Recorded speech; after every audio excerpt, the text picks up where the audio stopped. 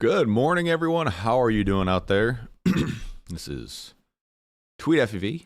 My name is Dan. Welcome to the live stream. Live stream every Sunday morning. At least it's morning here still. 10 o'clock Central Time. That is, I don't know, wherever you're at. Just do the math. Thank you all for coming out today. I greatly appreciate it.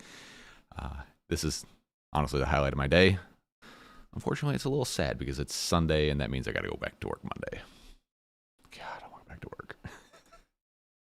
How's everybody doing out there today? Let's get some tunes going just so I have something to hear in the background.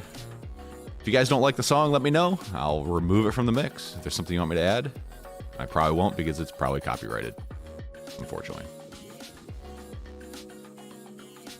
Coffee today by my friends over at Ruby Moon Coffee. If you go to rubymooncoffee.com, or whatever their website is, use coupon code TWEETFPV and you'll get $1.50 off each of your orders. He has a really awesome Christmas blend going on right now. Highly recommend it. Mihail, how are you doing this morning? Stayed up till 2:30 Sunday night for this. Man, Australia time. That's crazy, man. Lawbart, how you doing this morning? Rick Zapata, one of the great supporters of my channel. How you doing this morning, buddy? Rick Zapata has a pretty good Discord if you guys want to get in on that. A lot of 3D printing talk going over there, and it's not super high level. It's just people helping people, which is, I mean, that's all I do here. It's just people help people type thing. Jeez, in the next comment, they're talking about printer talk. Rob Logan Jr., how you doing? We were up late talking last night over on the Discord. If you guys want to get in on my Discord server, head over to tweetfb.com. Click on the Discord link at the bottom of the screen, and that'll give you the invite to my Discord. Lots of good people over there. Really know what they're talking about. I'm over there all the time. There. Helping people out. And if I'm not around, or if I'm busy, or if I'm at work, or if honestly, I'll be honest, there's times where I just look at a question, I'm just like, I don't want to deal with this right now. There's always someone there to help out. So my Discord's a great place for help. It's free. I do have a paid Patreon section, but you know, I'm all over the place in that thing. Patrons definitely get priority help, if that makes any sense. You know what I mean? And as always, Rob Logan Jr. trying to hook a brother up. Remember to click that thumbs up button. Robbie Store, how are you doing? Good evening, everyone. Calling from Switzerland. It's amazing the reach YouTube gets people across the world. People in Russia, Norway, Sweden, Australia, watch her America. Dan636, how are you doing this morning? John K, reminding everybody to hit that like button as always. Make sure you only hit it once though. Unlike Morton, he hit it twice. I don't know what happens if you hit it twice. Is it unlike it? Brian Huff, how you doing this morning? Hope you're having a great day. House FPV in the house. Maker of house wire. It's like LEDs for your quad. Just better. Like way better. House, UB mod now. Put a link to your house wire there if you feel like it. William McEwen, longtime supporter. How you doing this morning? L. Leston. Man, these names are names that I remember from like almost day one of the live streaming type stuff. Borked, how you doing, my friend? Expander. Hey, everybody. 4 p.m. around here where I live in the United Kingdom. Mike Bergman, how are you doing this morning? Dan636 has a question. Feel free to ask your questions. If you want to ask a question, easy way to do it is just type @TweetFPV. It'll highlight in orange like you see over here from Expander. Or you can go over to my Discord if you're on my Discord. Go to the live stream chat section and go ahead and clicky-clack away. And if you want to really make sure I answer your question, click that $sign and get the super chat going. Really appreciate that. Dan636 says, does your X9 Lite S act funny when you swap between models? Have to power cycle mine to connect to the receivers of my new model. No, I have not experienced that. Are you just using the internal RF, or are you trying to use the external RF bay? But I have not experienced that. There are some issues with the X9 Lite S. When it comes from the factory, OpenTX always has to have a model, so the radio comes with a model pre-made in the radio. And I've found that with the development firmware that comes with it and that model that's set up, there are issues that get carried over with the model. And what happens is a lot of people don't make new models. They just copy model, and they edit it. You keep copying those issues that are in that original model from that development firmware to all your models. I highly recommend, after you update your firmware, just create a new model. And this is just the initial one. That development firmware leaves a lot to be desired. So that might help. Lobart, United Kingdom, of course. Couldn't forget my friends across the pond. Mahale, your best guess on when 4.3 will be released? I'm going to say there should be release candidates now, I believe. So let's bring up the old beater flight. Let's see, release candidates.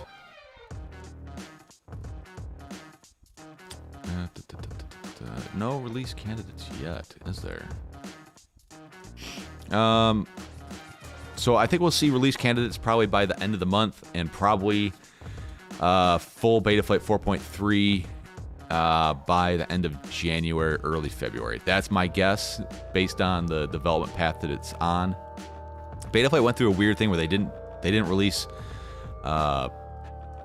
new versions but once a year and a half. Then it was like 2 in a year, and everybody was pissed off about that. And then it took a year, and everybody was pissed off it took too long. So they're doing a lot under the hood with Betaflight 4.3. If you're curious, go over to the GitHub. You can see the development cycle and all the pull requests that are going into it.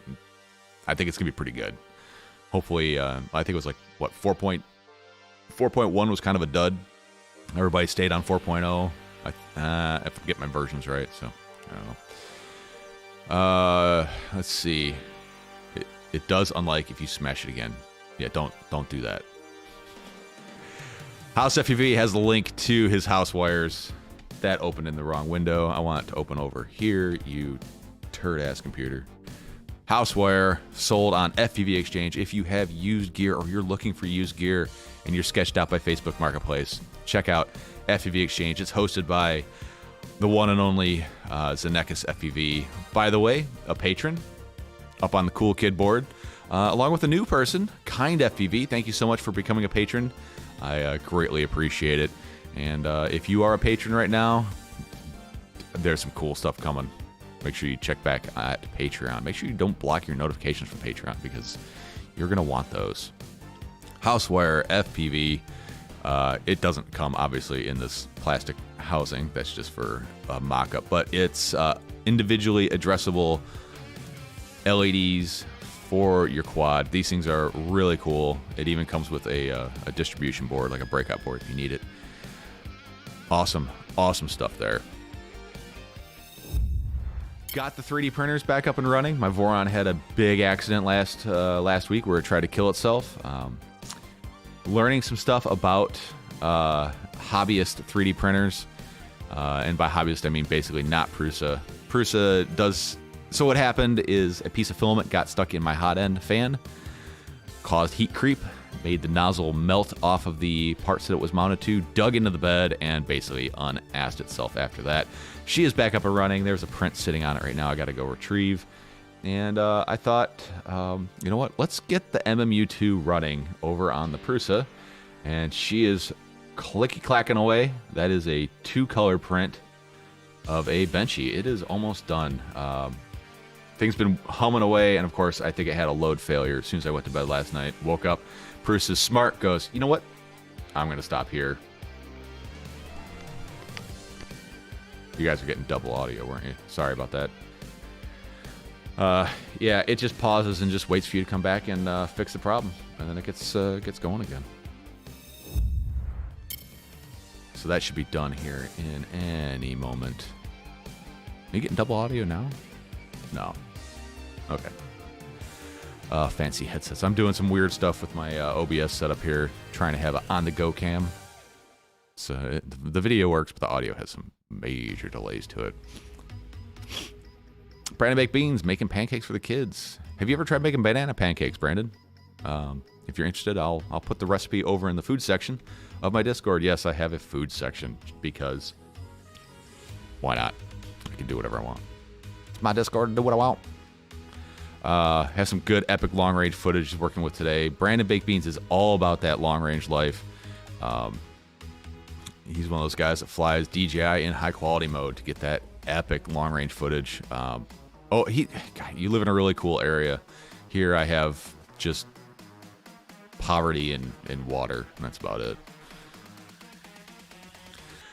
How's FPV updating his ELRS to release candidate 2.0? That is right. Express LRS is in release candidate for 2.0. I can't wait. I haven't really checked to see what the updates are, but I'm excited for the beta FPV micro module to be updated to make that little clicky wheel stick on the back of the screen work perfectly. Dan636 says it's internal with D16. I haven't tried an Axis receiver though. Axis receivers are pretty darn nice.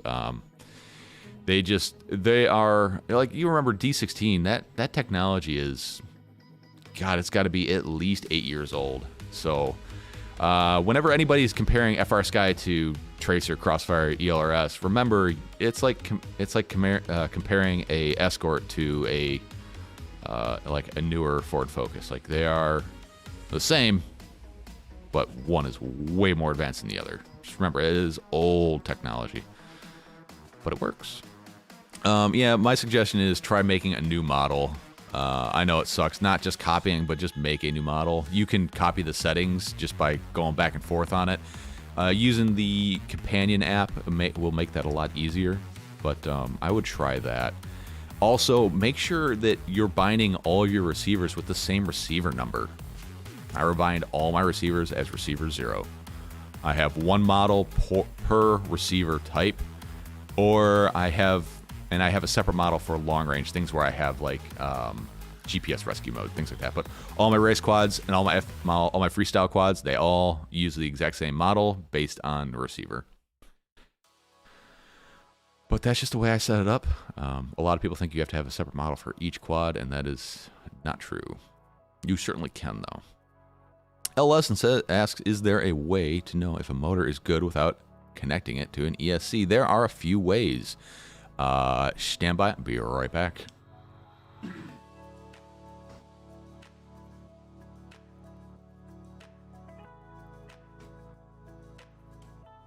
So, few ways other than just doing a visual inspection and just checking continuity between the phases, making sure everything's fairly closely the same. There is a tool called a inductance meter. That is this guy here. It measures millihenries. Yes, millihenries is a form of measurement of inductance. You can use this to see what your inductance is between each phase. So you've got 3 wires, so you would test these. You have 3 wires, you test these 2, then these 2, then these 2. And you should have about the same inductance. Unfortunately, you do have to remove the bell when you do this because the magnets on the bell will mess with the inductance.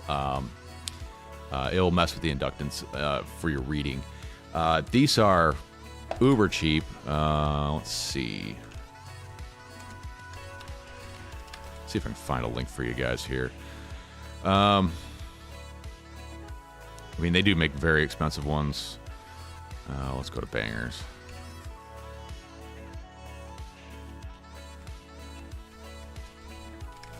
Is the music too loud for you guys? Let me know. Here it is. I am not in Gerbleton. Jesus, I hate Banggood sometimes. Inductance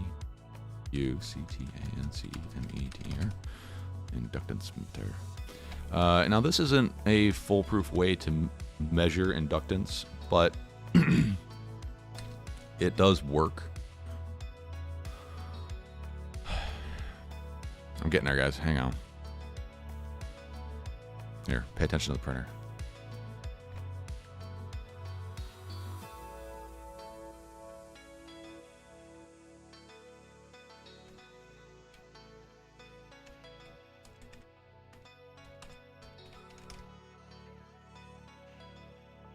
No, I want a short link. Why would I want a long link? All right, here you go. There is the link to an inductance meter.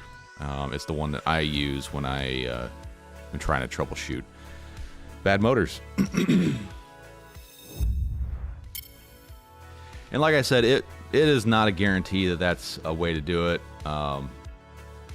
In the end, hooking it up to an ESC, you can buy just a single ESC and a servo tester, and you can make yourself a bench tester for your motors if you really need to. And I have written down here a quote from EDOC. My problem with FR Sky is their lack of support with FR Sky. I remember that. That was good. That was a good one.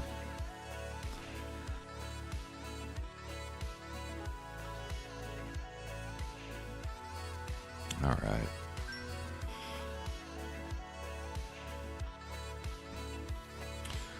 Oh, I lost my spot here. Where on earth did I go? We were answering a question from LS, and so hopefully LS and that can help you out. Imported my mouse, and the only issue I had were with timers, I think. All right. Yeah, I figured the importing isn't always perfect, but could be. Yeah. So long range footage can be epic, but other times it can be very boring. You have to be very careful about what you throw in there. If you just let that thing roll from beginning to end, you gotta be kind of picky about it. Or if you're in like just a badass location, then I guess it doesn't really matter. Rick Zapata slamming that link for his Discord. Thanks, my friend. House of Fee, any recommendations on X-Lite stick ends? I like the Grand Lotus myself.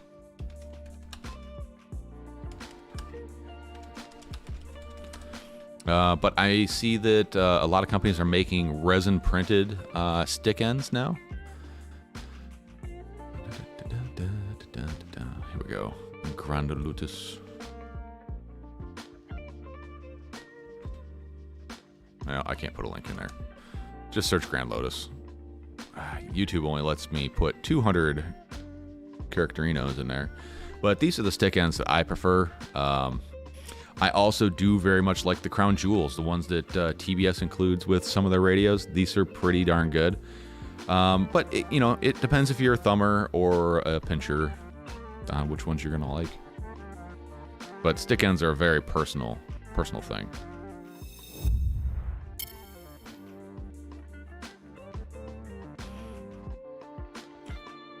All right, hell, okay. Thank you. I Flice Beast H7 has 4.3 flash, but I don't trust nightly builds. You shouldn't trust nightly builds. Nightly builds I use for like micros, just because if something does go wrong, where's it gonna go? It's gonna hit the ceiling, and I'm not too worried about it. I have had one quad fly away because I was running nightly OpenTX, nightly Express LRS, and nightly Betaflight. I wish I knew which one was the bad, which one was the culprit, but there's a really nice 533, well, it was very nice, 533 tiny trainer sitting out in my woods in the swamp somewhere. If anyone wants to come get it, have at it. Lots of snakes out there. All right. Did they add a bunch of new stuff to 2.0.4? I don't know what they added. Let's take a look. Express LRS. Nope. EXP RESS LRS. Grit Hub. Oh, let's see. Oh man, I wish I understood GitHub a little bit more.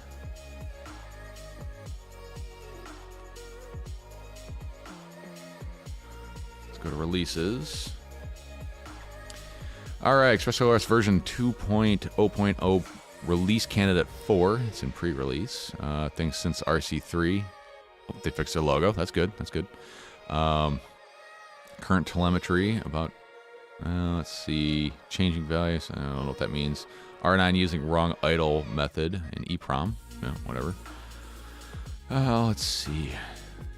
Stop reset MSP. Display 10-second flashing progress bar on web UI. That's nice. The web UI was always kind of like, did it flash or not? So I guess they fixed that. Fixing RGB.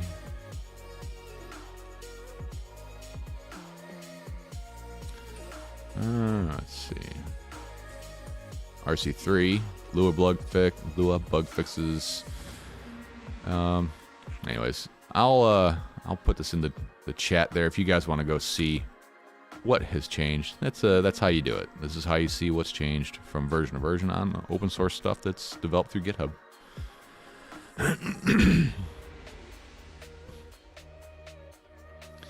So, here's a caution. Users SPI boards, AO receivers must not update ExpressLRS 2.0 until it's available. So that's important there. If you are it's really important. So if you are using things with ExpressLRS on SPI, like the Happy Model boards, do not update your transmitter to 2.0 because it won't work. The firmware for ExpressLRS on SPI is carried through the Betaflight firmware code. So until Betaflight comes to, I'm assuming 4.3 as a release, you're probably not going to get 2.0. So keep that in mind.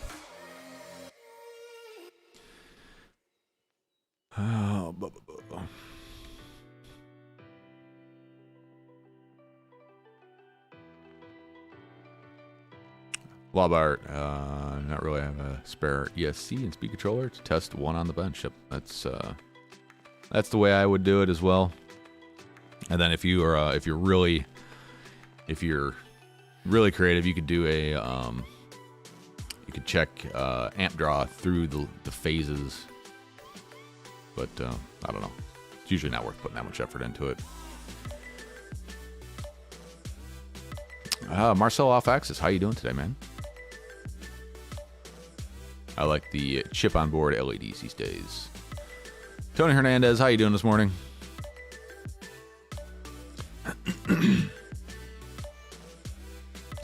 Fantech ones, Lotus. You are a thumber. Thummy. Yeah, I used to be a pincher, then I bought the Nirvana. The Nirvana forced me to be a thumber, and I've been a thumber ever since.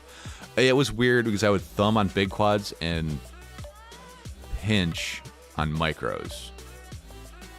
I don't know why. That was back when I used to fly the X-Lite. All right. Brandon Bakes Bean says I'm going to try out my house wires and my Christmas present. Should fit on the Baby Hawk 2, right? Oh, look at that. There's a picture over on the Discord of the house wires on the Baby Hawk. They do look a little big, but that's nice. Yeah, so last night I'm in the process of removing Crossfire from my life and putting ExpressLRS in everything that was running Crossfire. So I'm down to Crossfire and Tracer. That's the two protocols I'm going with. I'm running out of ExpressLRS receivers. I have to order some more, which is nice because I can just pick pretty much any manufacturer of ExpressLRS and just go with it. And Ender would be a big pile of hot mess in the morning. Yeah. But so far she's clacking away over there. It's got to be almost done.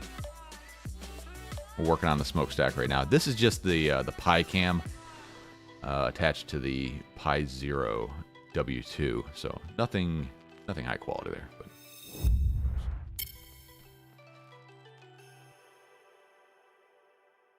my kids love banana pancakes. Awesome, man. Yeah, I got a really easy non-dairy recipe for banana pancakes. Mahale, have you heard of the HM30 wireless system? No, I haven't. There are a lot of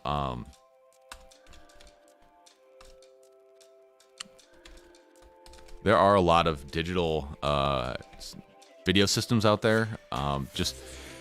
They're usually overpriced and high latency for what we do. So something like this is probably what you would use if you were broadcasting live video at an event. But I believe you would probably still be using 150 milliseconds low latency. Okay, sure.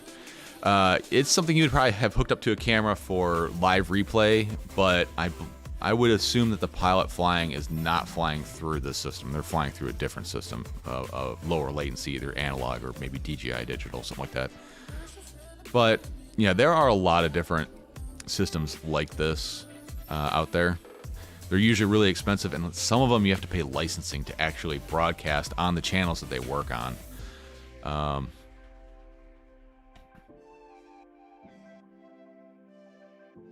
Yeah, transmitter, receiver, IP camera, long range antenna. Yeah, so this is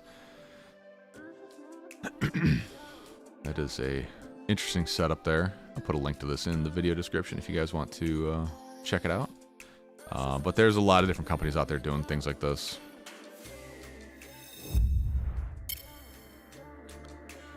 UK Fords? Well, it's just like American Fords. They suck. Ramdaka, how you doing, my friend? Rick's Payda says he wants to try one of the Matex ELRS dual diversity receivers for long range. Yeah, that would be really cool. Should have put that down there for your Secret Santa. So I'm doing a Secret Santa over on my Discord. Sorry guys if you're just hearing about this now. The entrance is closed for it. People are starting to get their stuff, and it's really neat to see what people will buy for a complete stranger.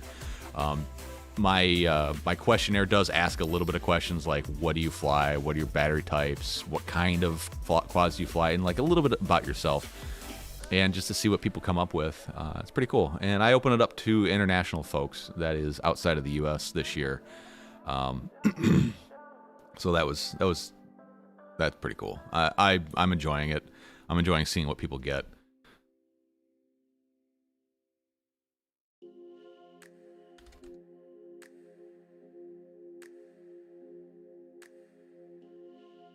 I just got a message from one of my buddies that he no longer lives here for the race next weekend. He's in Atlanta. That's sad. Our race group is falling apart quickly.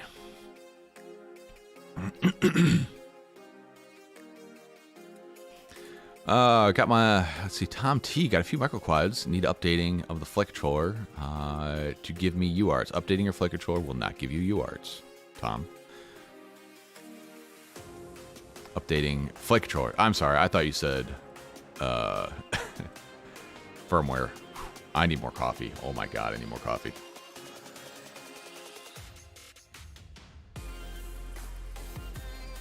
Ugh, that's room temperature. Gross. So, all right, here's a question. All right, I'm putting this poll out there.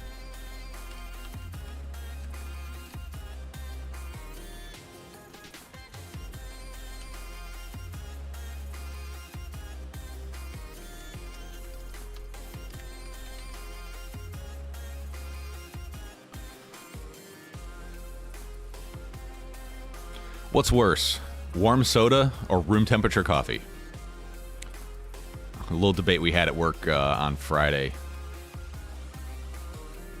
The question originally was phrased, what's worse, warm soda or cold coffee? Cold coffee is delicious. Hot coffee is delicious. I think room temperature coffee is heinous. It is just gross. I don't know why. You put ice cubes in it and it's fine. You warm up the microwave and it's fine. But room temperature is just awful. But I'm that guy that'll jump in the car and find a bottle of water that's been sitting there in the sun and be like, water's water, right? Low maintenance, except for everything around me.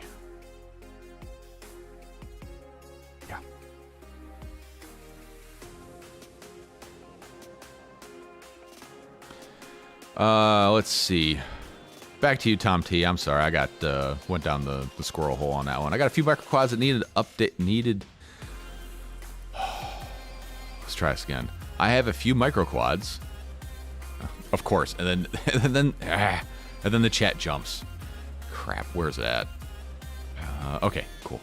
I've been in the habit of highlighting what I'm talking about. That way, I can scroll back and find my highlighted part. YouTube, stop doing this. Stop doing this. I got a few microquads that need updating of flight controller to give me UARTs. Can you recommend a reasonable price flight controller stack for 2.5-inch quads? Tom T, are you looking for 20x20 or are you looking for AIOs or 30x30? Let me know because that'll make a big difference on which I recommend. And honestly, head over to Discord and post that question. It'll be a lot easier for me to suss out what you're looking for. Aethix says, TWFV, my buddy, used the same model number for all his quads. Got one stuck in a tree, went to fly another. Kept hearing one in the tree, not knowing. That is a good point. Didn't think about that. All right, that's a weird one-off scenario. That's something I don't really ever have to deal with, but yeah, okay, good point. All right, so there's a good reason for separate numbers. I think I would probably still stick with one. Can you paralyze the quad through the Betaflight Osd? That would be a good pull request for Betaflight, is to be able to paralyze a quad through the OSD. So you can set up a paralyze switch on your quad. So basically, you set it up like any other mode, and when you activate that mode, that quad is dead to the world. It will not respond to anything until it's power cycled. If Betaflight could put paralyze through the OSD, that would deal with that issue. Again, that is kind of a one-off issue, but still, yeah, I'm gonna suggest that if it's not already in there. Volume is fine, thank you. Speedy Turtle, how are you doing, my friend? Received the Speedy Cares package today. If you don't know what that is, well, Bardwell did a big video on it, or he did a video on it last week, and it went from Bardwell to myself. That dude packed it with so many props, I had to take more props out of the box than I wanted to be able to put all the stuff that I put in there to get the box to close up. The box is about 13 pounds now. You're getting 13 pounds of gear. Speedy Cares package will be going out to the next person on Monday. I packed it full of stuff. Like, as I'm filling it, I'm like, I should do giveaways for this stuff. I'm like, nope, screw it, in the box. It's all good stuff. You guys are going to love it. Whoever's getting the box next, there's good stuff in there. Good stuff. Speedy Turtle, go ahead and post a link to your Speedy Cares package, Patreon or whatever it is. Speedy in the house. Just got out of bed. Haven't slept in like 5 years. Oh man, Lawbar, I got one of those inductive meters after watching a video. Maybe I should look it up again. Stuff in the draw I have no idea about. It's easier to have an ESC and speed controller to check the motor. Yes, I agree. I believe it is easier to do that. And the other nice piece of gear for that is beer back.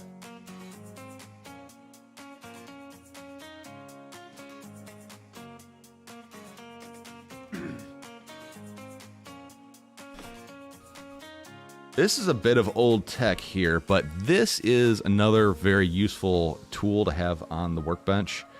If you don't have like an adjustable power supply, this is pretty cool because it will tell you watts, voltage, amps. It gets you a lot of data. This is how I used to calibrate my current meter on my quads. Until I decided I don't care anymore. That's how I used to do it. And I would scare the crap out of myself because I would be standing on my quad while throttling it. Just doing dumb things. Yeah. Let's see.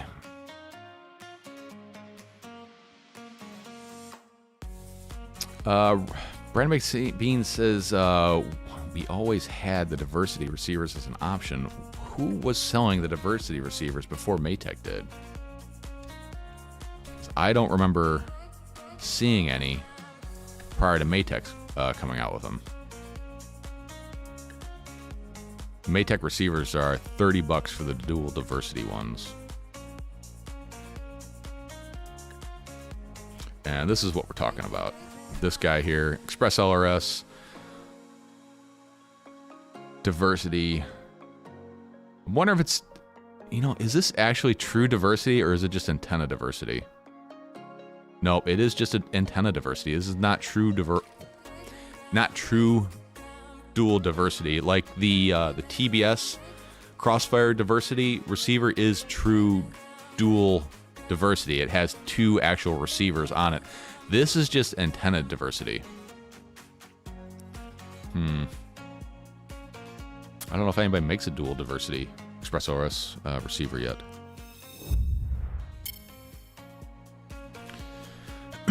And the chat jumped. I don't know where I'm at.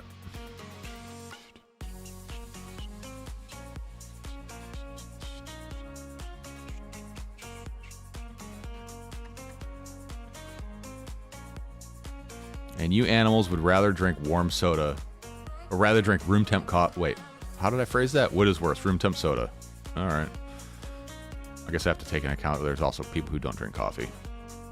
YouTube did the thing. Yep, Expander. YouTube did the thing.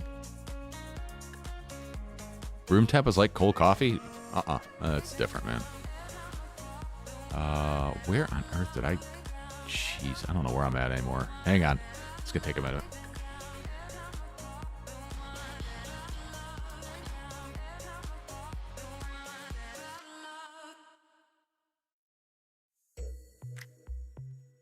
Morton Upshot question: using ExpressOS as it's working as a control link on multiple quads. I'm unable to enter the config on my radio. Lua is loaded on the SD card but never connects. Try updating the Lua. It should work. Yeah, I would try updating the Lua. When you copy a new Lua to your radio, you should see Lua and then Lua A. For the ExpressOS script, delete both of those and then just copy the new Lua over. That might help you out. Can't find stick ends for my Tango 2, but the ones on there are all right. There's a bunch of stick ends for the Tango 2. I had the Grand Lotus on mine. Got my Christmas tree up? No, I don't. I will. I'll wait till my daughter comes home and then we'll probably put it up. I just have like a 3-foot pre-lit Christmas tree that we set up. I don't really have space for Christmas tree, to be honest here. M3 stick ends work on the Tango 2. Yep. How's the FPV fam today? Cold and rainy here today. It is freaking beautiful out right now. Okay, Google. What's the weather like?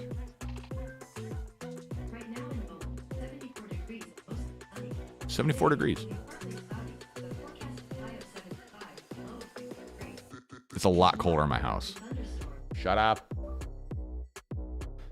Yeah, it's a lot colder in my house than it is outside. Let's see.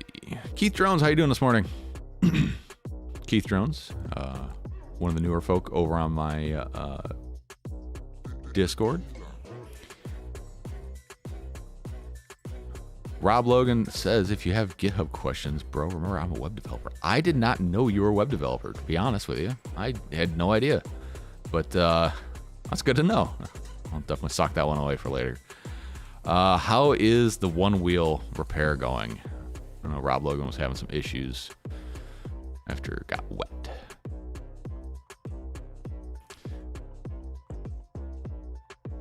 The new Lua is great.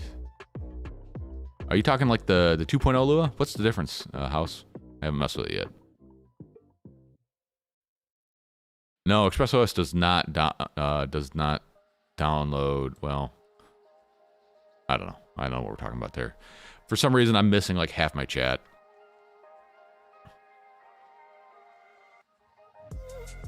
SPI has a candidate for the AIOs. You have to flash yourself. Okay, good to know.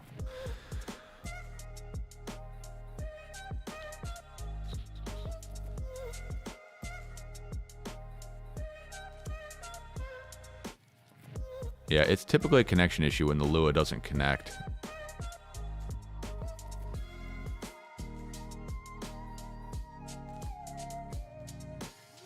And here we go. Betaflight SPI over LRX before flashing.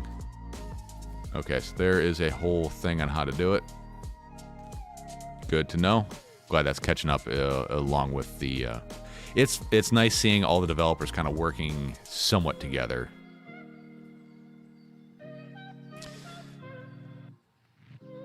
Yeah, the crashes are brutal on the Voron because the thing is so rigid. Something's got to give, and something's gonna break. Somehow, amazingly, I didn't bend the hot end. I think the only reason I didn't bend the hot end is because the heat creeped into the plastic and allowed the plastic to give.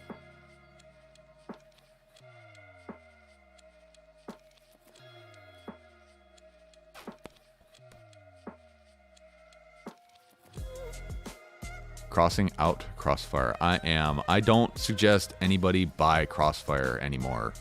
It is old tech, and things are Super Chat giveaway. Those Crossfire items. Sure, I can do that. Market zero. Maybe we'll do that.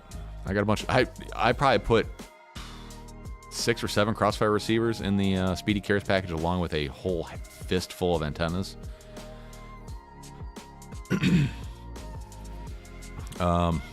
So, and then other quads I had were just running DJI. So when I would get a quad in, I would say no receiver because it was going to be like an XM Plus, and I ain't got time for that. So I would just run them on DJI, and the quads that I'm planning on keeping, like the quads I like, which I get a lot of quads, and I don't really like a lot of them. I like them all, but there's ones that I like this quad a lot. Those ones I'm converting from DJI to ELRS just so I don't have to carry 2 remotes. The DJI remote is awesome for that, but it's expensive, bulky, and I don't want to carry 2 with me. I wonder if Connex will make another system. I believe they will. Also, expect to see one from Clearview. Probably shouldn't have said that. Does that work? Yeah, 150 is fine. It is fine. Yeah, 150 low latency is fine if you're not doing proximity stuff. Wow, we must be way back in the chat. Athex, thank you very much. Speedy Turtles, loving the Secret Santa. Brian Huff asks, is there a way to bind the quad I purchased without having to hit the bind button on the Crossfire receiver? No. Nope, there is not. And just for some background for the guys watching, I sold him a quad that I built already bound to one of my radios, so unfortunately you will have to go and power the quad on, let it boot up, and then hit the bind button. You don't have to hold on Crossfire, don't hold the bind button while you power on. When you do that, you put it in emergency recovery mode, so it's a little bit different.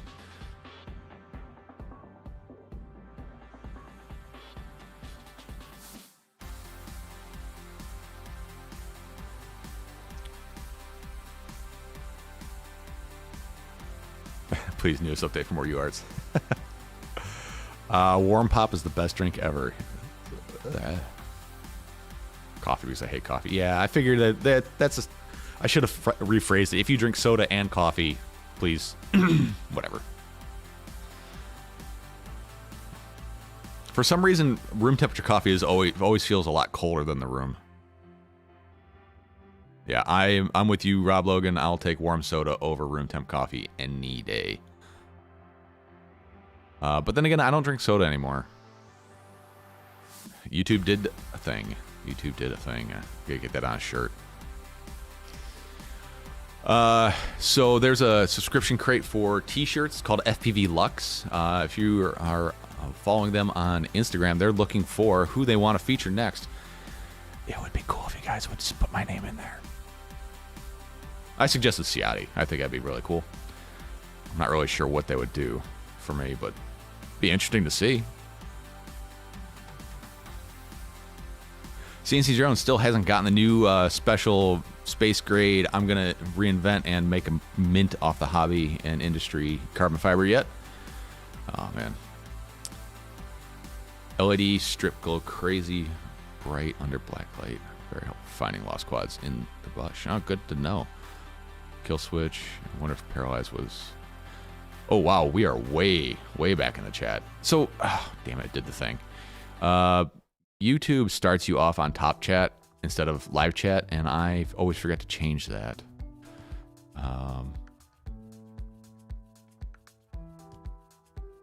It starts. How you doing this morning? How are you doing? The Addo Duo is diversity, 2 receivers. Good to know. Didn't know they had an Addo Duo. Let's see what that looks like. Okay, yep, that one. That is the true diversity one, and I'm assuming there's an ELRS target for this guy. So this is a true diversity receiver. Has 2 actual receivers on, not just antenna switching diversity. $40 though. It's pricey. I wouldn't recommend putting this on a quad unless you're doing like long range and you really need that extra insurance. But for the most part, your everyday quad, I don't think it's necessary. Market Zero says, am I right in thinking we could power our goggles using ISDT type chargers? Sounds convenient for whooping. Using power goggles using ISDT type chargers. ISDT makes a lot of different chargers, but I mean, if the power output's right, it doesn't really matter.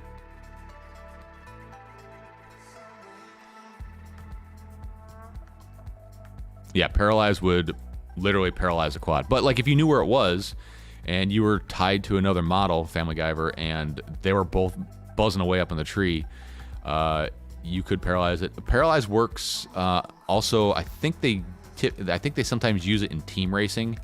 Like if you wad up a quad out in the field, you can paralyze it and then run your next quad. So there are some use cases for paralyze. Morton Upshot, people who don't drink coffee should be disqualified. Yeah. You know, at this point, I don't even care about like the caffeine in coffee. I just like the taste of coffee. I don't know if that's weird or if that's, I don't know. I drink my coffee in a soup can, always gets cold. Tepid coffee? Yes. It starts, asks, you're at the point where you tell us what I'm going to win today. What are you going to win today? Oh, geez, it's 11 o'clock already? Ugh. Hang on. I got a message here. I got to check.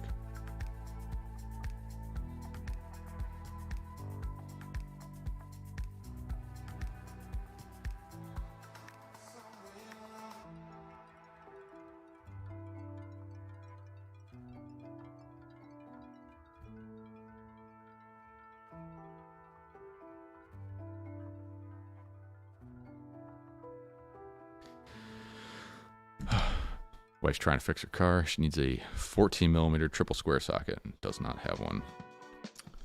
Bummer.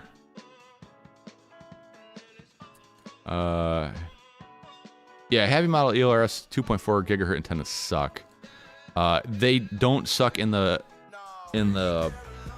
aspect of like how they perform. The material they make them out of, I don't like. They're way too floppy. Mark Jorgensen, flight controller arrived today. What ESC do you suggest running for S? Oh,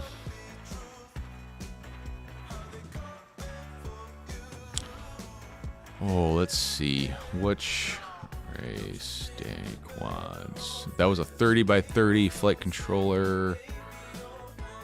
ESC's 4-in-1 turdy.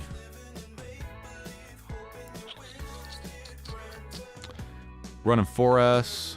I'm assuming 5-inch, probably.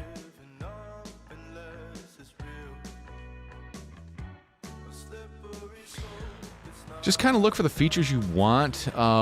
This Diatone Mamba F40 looks like a decent ESC. It's a little bit on the big side, so you need to consider that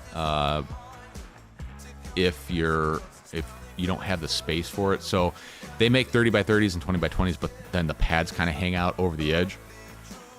If your build doesn't have the space to allow you to kind of bloat over the footprint, then I wouldn't suggest this one. But this is a decent ESC, and the price is pretty affordable. It looks like they're trying to clear that out. Maybe that one.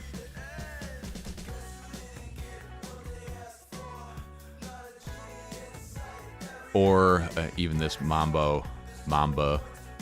This one, see how that the pads are not or like they don't have stuff hanging out past the pads. So this is actually another really good option here.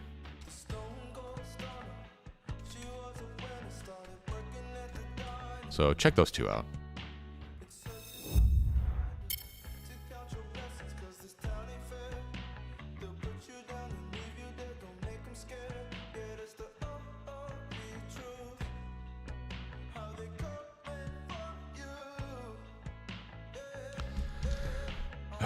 All right.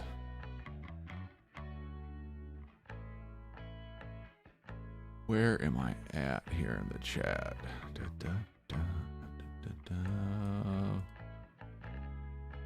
Lobart, probably.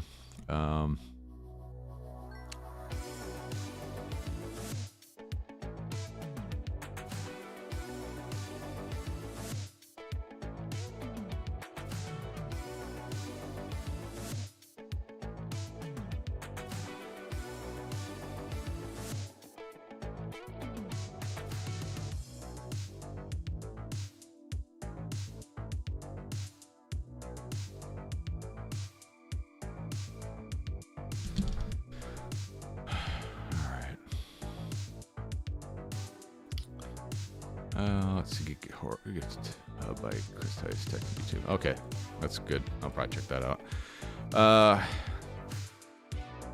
No, I still have some left over. Lobart. The new ELRS menu has a bunch of things reorganized, updated functionality. That's good. 2.0 will be a decent update. My crate just arrived 2 minutes ago. I'm excited for mine.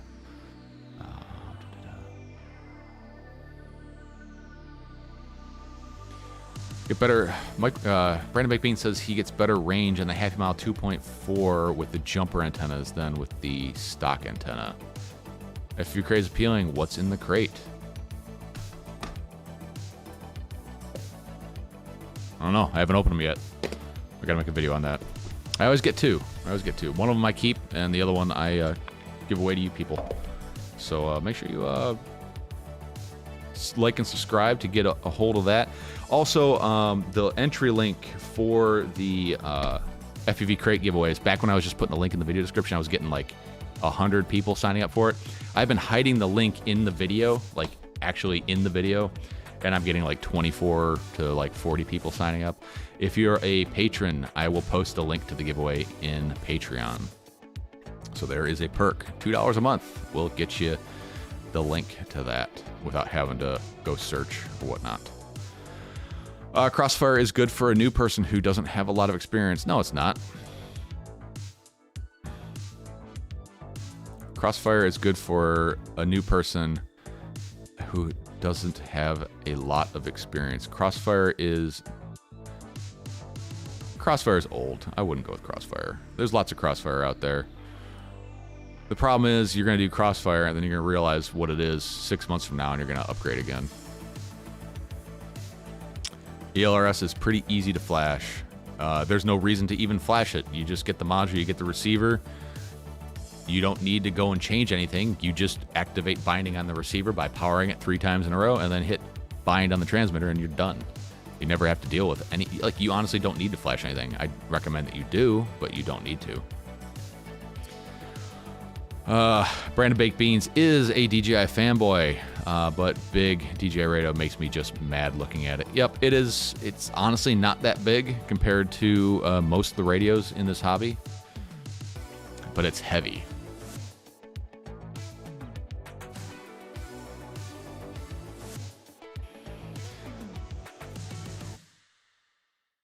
No spoilers, but it's awesome first box from FPV cycle. Did you get the sub 250 or the full size box there, Morton?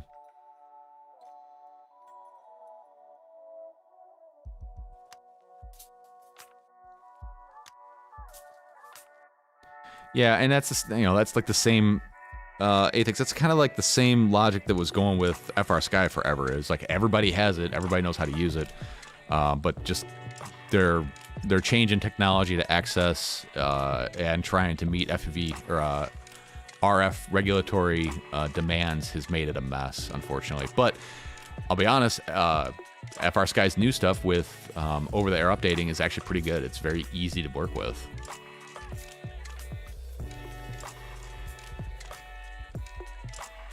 Oh boy, YouTube did the thing.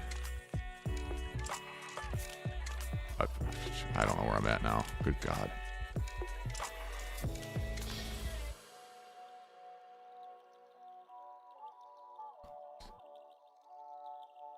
Oh, there it is.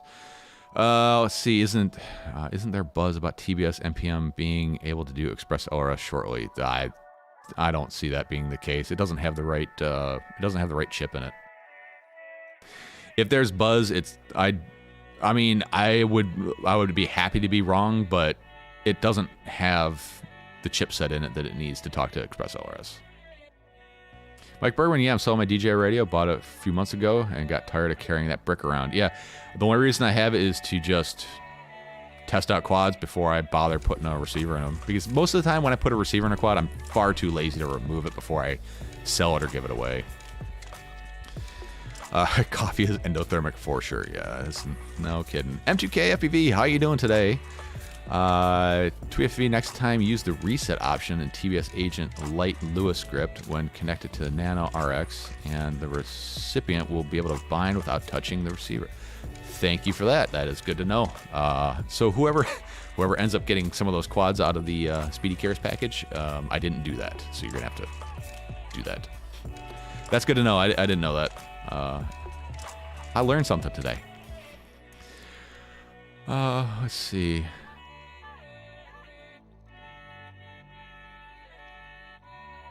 I mean, I ran Crossfire for a long time. I ran R9 for a long time. I really liked R9. I thought it performed very well for the time. No, Mike Bergman, don't spread rumors like that. It's I don't think it's gonna be able to.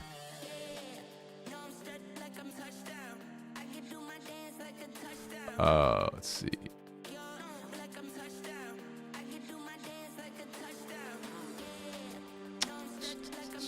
Yep, you even sent me your latest CRF. That's right.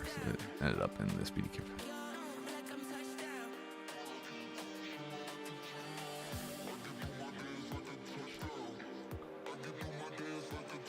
Yeah. It's starting to feel like a CI stream where he's like 10 in the last pass. Yeah. Rob Logan, update on the one wheel. Honestly, I've done nothing. Still kind of gave up for a bit. Completely taken apart. Just rails in the wheel at the moment. Yeah. I hope you figure it out, man.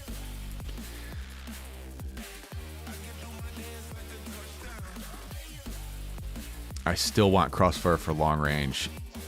Yeah, I mean, okay, so there are use cases for Crossfire where basically if you're in that use case where you need Crossfire, you're not asking people for opinions or recommendations on what to do. You already know what you're doing. Long range, like real long range, Crossfire is the shiz. That's what I would trust to a long range quad that is gone if I never get it again and I'm in like really bad RF conditions. I would trust Crossfire for that.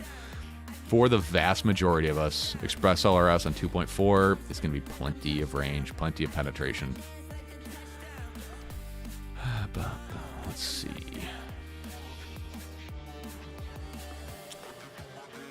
Let's see. Didn't the FR Sky Slim Plus have diversity? Yes, it did.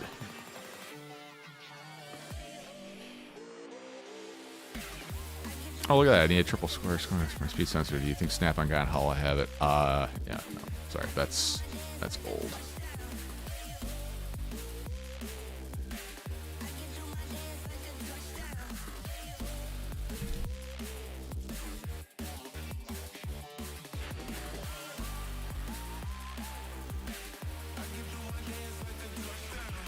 Coffee ice cream is the bomb. Oh, yep.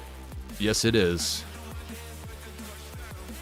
Yeah, that is the great equalizer right there. Coffee ice cream. I see that. You can unbind from Crash Quad.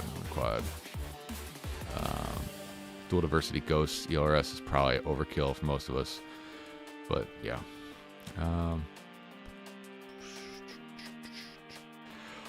Yeah, I'm waiting to see if that T Pro will have Express LRS 2.4 in it. If it has 2.4 in it, I'll be all over that thing. If it has 900, I'm still buy it just because I got a model grips for it. I'm really hoping that the grips that I have modeled for the DJI FPV controller will just drop right into it, and that'll be great. But I'll definitely buy one just because it's kind of part of the business. But I really hope they go, at least give you an option of 2.4 or 900. Or shit, put both of them in there. Wouldn't that be awesome? It won't be that way. Speedy Turtle, he's succumbed to peer pressure. Went LRS. I'm not mad. What power supply do you recommend for a RC bench? For just like bench testing,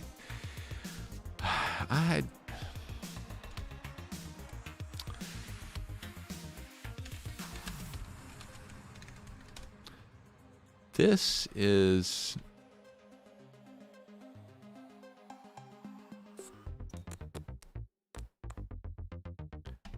kind of what I have for a bench power supply. I don't know if I would buy this again, but it definitely does work very well. But that's what I use.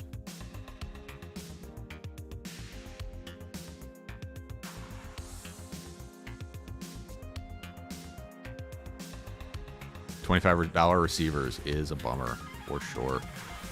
Dial up, how are you doing this morning?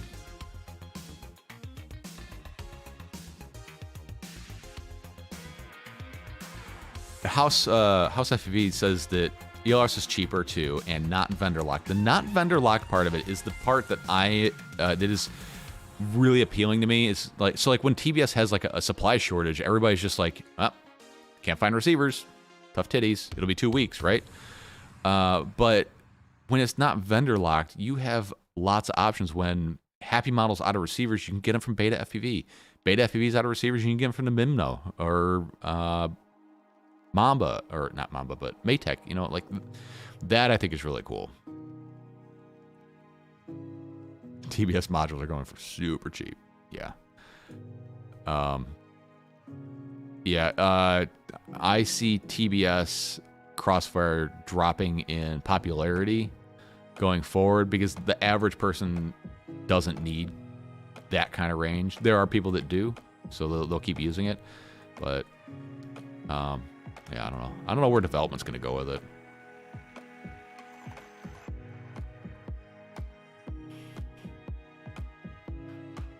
And YouTube did the thing. I'm not sure why it does that.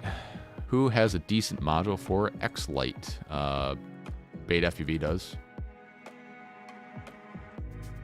I know L. Eston had an issue with his, but for the most part, they're very well built. I believe. I really like the one that I had.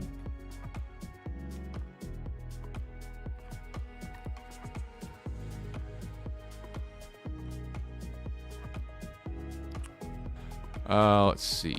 Morton Upshot, full size only fly machines. It's time to branch out.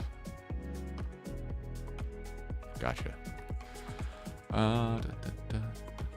DJI transmitter is heavy, but battery lasts forever. Yeah, but it will actually discharge itself because it's DJI. It's smart stuff. It'll discharge the radio while it's sitting there. And L. Eston says the FR Sky radios are very well built. I'll be honest, out of all the like every radio I've had a lot of them. I still have a lot of them. When I disassemble a FR Sky radio, it is noticeably better built than any other radio that I've dicked with, besides maybe the TBS radios. But the TBS is just an entirely different approach to how it's laid out. So FR Sky does definitely build a better radio, a better quality built radio, especially compared to Radio Master and Jumper. If you take apart the two radios side by side, you feel the shelf thickness, you look at the connectors, you look at just the finish on the board, the routing of the cables. FR Sky is leaps and bounds beyond those guys. But they're the little things that would be very easy to correct on their part. I love the ergonomics of the X-Lite. It's the only radio I can comfortably pinch on. It's weird. People say you can't pinch on an X-Lite. I totally disagree. I pinched on that one, and I loved pinching that radio. That was a good one. I wish the gimbals were bigger on it, but I think that kind of adds to the formula there.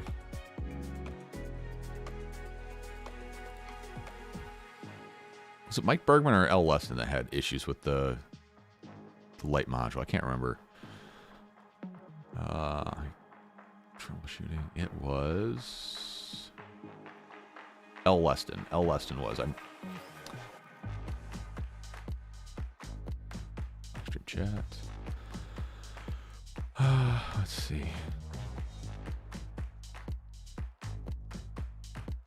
Right, Mark 2K. It's not that it's no good. I just wouldn't suggest that you buy it. If you're starting off, I wouldn't suggest that you go Crossfire. Right? There's other better technology out there.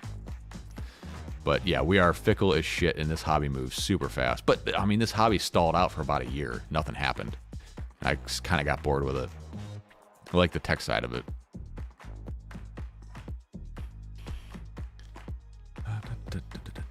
Let's see. YouTube did the thing. Where am I at? Trying to catch up on the chat here.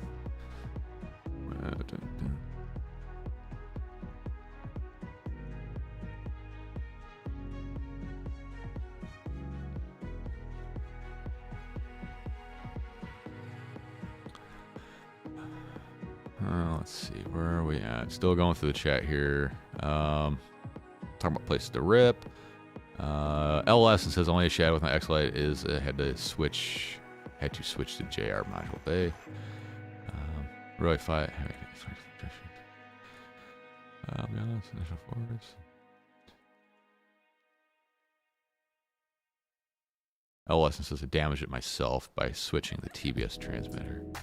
Yeah, you got to be careful with that JR light bay. It's pretty easy to break. And I think I am finally caught up with the chat. Athex says, so what module would you recommend?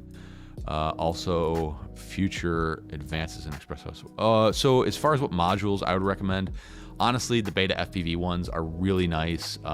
The new micro module, the full size one with the touch, with the OLED screen and the little clicky joystick, it's kind of ahead of the development cycle for the firmware. For the X-Lite, the Beta FPV one, again, is probably my recommendation. It is a very well-built module. It uses big chunks of aluminum for heat sinking. It's got LEDs on it because we all know LEDs make things way more better.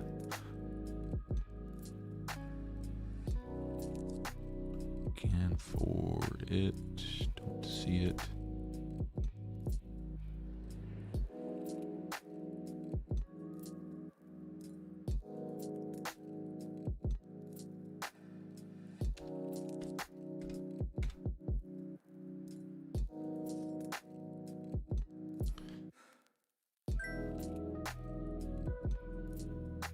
There you go. That's the one I recommend.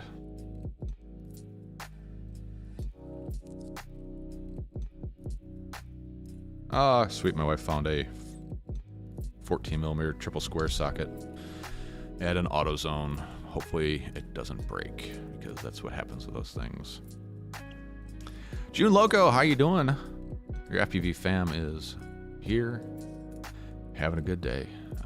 Mark 2K says, gotta run. Great stream tweet. Remember, you can flash Express OS on R9 equipment for the cheap. Yes, you can. I got rid of all my R9 stuff just recently. I'm kind of going through. I have stacks and stacks of stuff in my workshop over here. I've just been kind of going through it, giving away a lot of stuff, selling a lot of stuff, and then just trying to find uses for a lot of the stuff. Has anyone used ELRS for the Tango 2? Is it fairly easy to do? Yes, it's exactly the same as setting up anything else. I ran ELRS on my Tango 2 forever. You just do external module, set it as Crossfire, copy the Lua to the SD card contents, and boom, you're done. Steady Eddie says, testing my Recon 5 yesterday. Lipo with 1500 milliamp versus lithium ion 3000 packs. How low can you pull the Lion packs under load? Yeah, I think you got to figure out which cells are in that pack. Most likely they're VTC 6s. I think they're rated down to like 2.2 volts. I don't recommend going that far. So let's check the spec sheets here. If it's a VTC 6,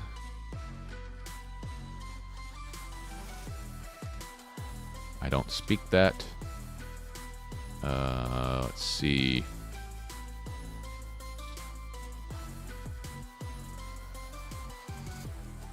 Temperature range, normal cell value.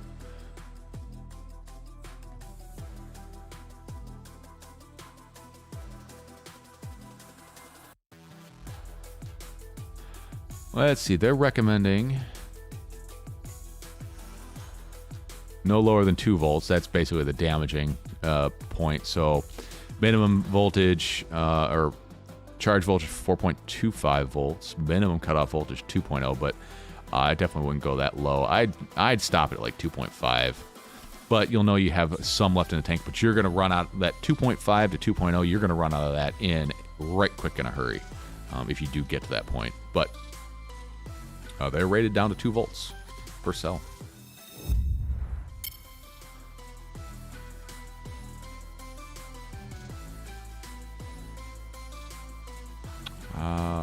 Once this summer, I nearly ditched my bag because I ran out of water, and I was having a really hard time hiking out of a canyon on a backpack route that I took in. Thought I was toast. Yeesh. There's only one time so far that I felt like, oh, this is it. I was swimming off the coast of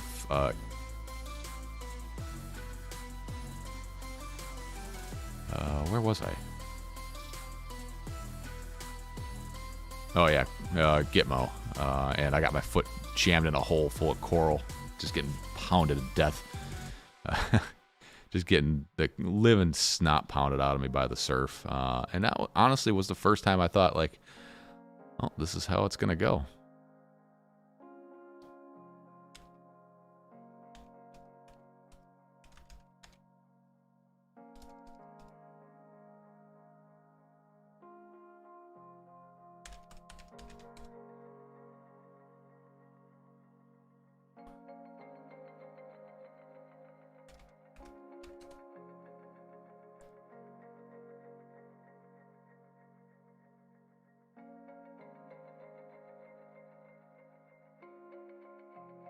That was a scary time.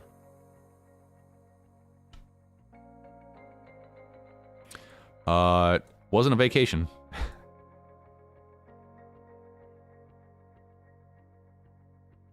Yeah, Mike Bergman was not a vacation.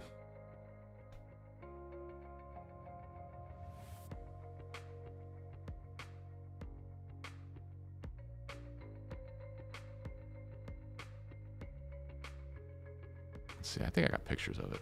Let me scroll through the old timeline here.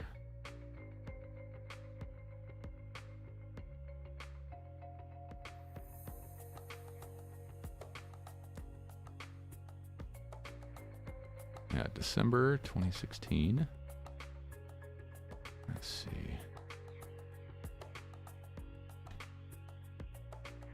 All right, guys. If you don't want to see anything kind of gruesome looking, please look away. This is what my legs looked like after getting pounded into the coral for about 10 minutes. My leg was stuck down that far into a hole. So this is like where the surface was, and my leg was way down in there, and the surf was just beating a living out of me. Yeah, it was not a good time. Not a good time. That was the scariest. That was the scariest time.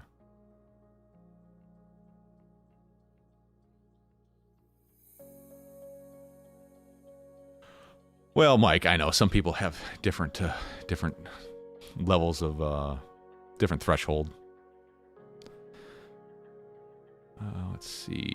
I've done like the -30 outdoor camping before, not by choice, but it was kind of it was like cold weather survival. That wasn't very fun.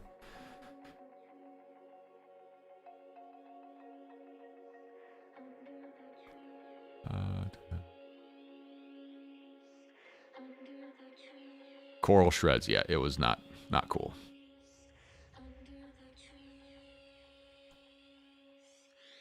Steady Eddie, thank you so much for the $5 super chat. Thanks. I got my current sensor calibrated now, and I'm mostly watching. But the low voltage had my wondering if I was pushing it too hard. Yeah, well, I mean, you got to set your low voltage. Okay, so you probably weren't getting a low voltage warning. Honestly, yeah, I would see what it sags to on your punches and then kind of calibrate your low voltage warning based off of that. Remember, 2.0 is like where that cell is not going to be able to provide really anything else anymore. I would venture to guess below 2.5 and you're causing damage. So I would set your low voltage warning at about 2.5 per cell. Your land now warning at 2.5. Your low voltage at, say, maybe 3 volts. That might be a little bit high, but at least it would be an early warning sign. Yeah, Brandon, I was stuck. That was, yeah.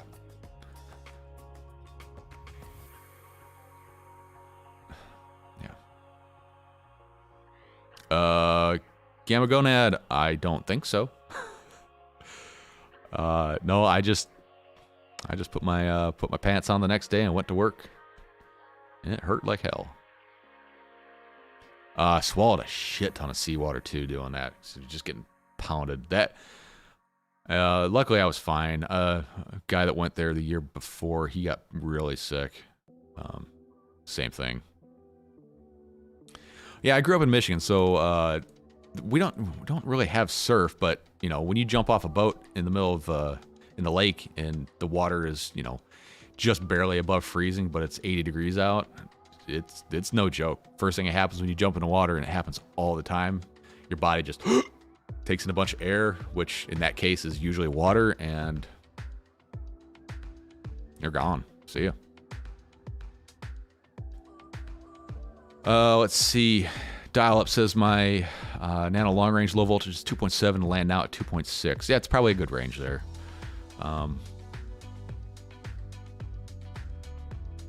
Yeah, it depends. I mean, if you're using your low voltage as a turnaround timer, then you definitely want to go a little bit higher. Also, keep in mind, if you're doing long range, fly out against the wind. That way, you're not... So if you spend half your power going out, but you're fighting the wind, it should be a safer return home, because now the wind should be at your back, if you can do that. Salt water prevents infection. Is that true? I don't know if that is true. I believe you, though. Bet this little guy there.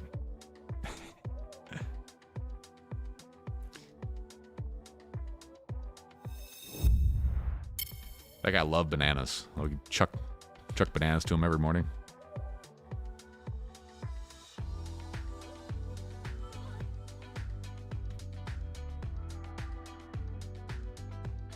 He Googles it. Yeah. All right, so last week we started building the 533 switchback to go on the HD0 camera. Turns out that does not fit the standard 533 switchback. I'm pretty sure somebody said that, and I thought, well, maybe it'll fit, and it does not. The run cam, the older run cam HD0 camera will fit in there, but the new one with the big sensor that everybody wants does not fit in there.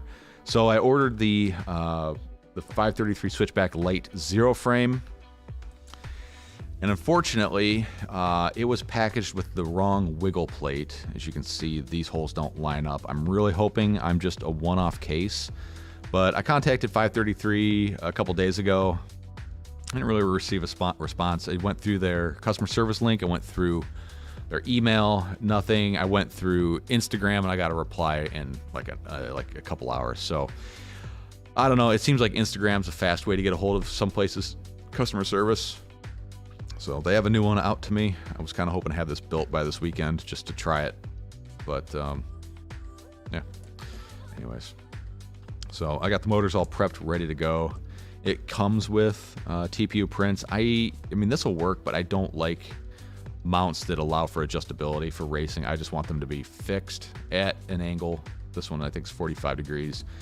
I like it to be fixed just because if you whack a gate or something like that, nothing is worse than, I mean, you hit gates all the time, whatever, no big deal. But when your camera angle changes after you do that, it really, really messes you up. So I prefer to use fixed mounting like that. I don't have any screws in it yet, but that's what it's going to look like. It's kind of neat. You can just build up the little pod and then slap the arms on it later. It's a neat design. I really like it. But that's kind of on the back burner until I get the new wiggle plate, or anti-wiggle plate. Yeah, it's kind of a bummer. I wish that wasn't the case, but it sure is. So over on the printer, now that I got the Voron back up, I printed, you know, my original print was a benchy, of course. And then I did a 2x 200% scale benchy, and on there is a 300. We'll grab that real quick.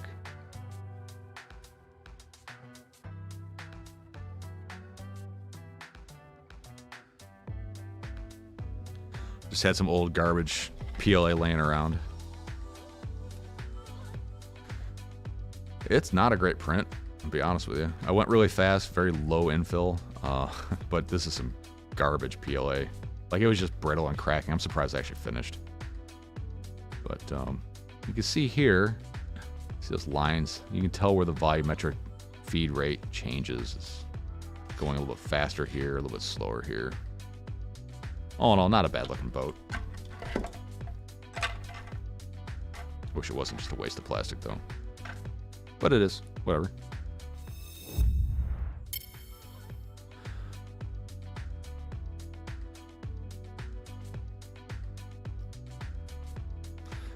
Yeah, I didn't get any infection. I did clean it like once maybe, but you know, it's hot and sweaty there. I don't know. I'm fairly hardy. I don't typically get infections and things like that, but it might just be me getting lucky.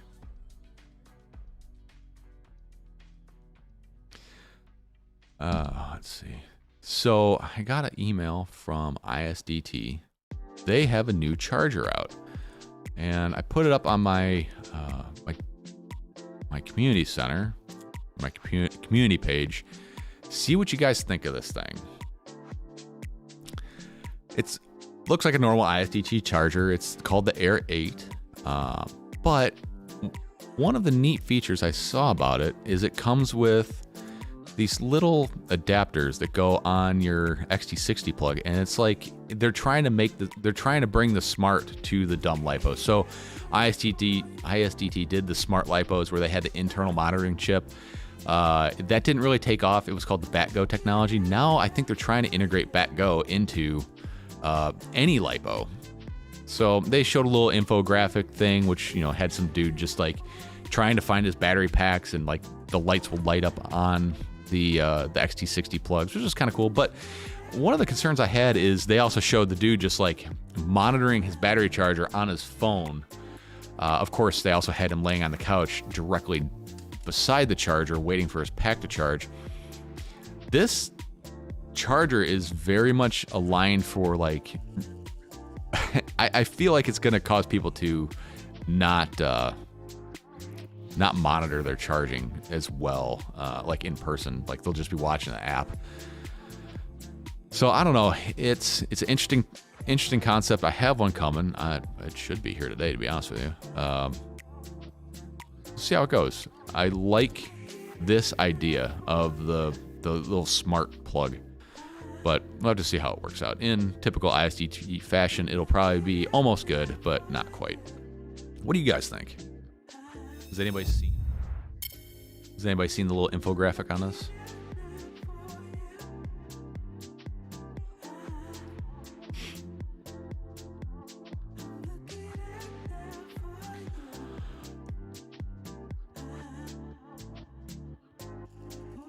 Yeah, I was kind of surprised how long it, I'm surprised it took them that long to respond.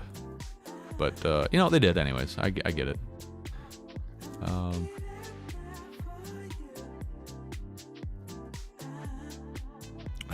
Yeah, weather changes would, you can't really predict that. King FPV, how you doing this morning?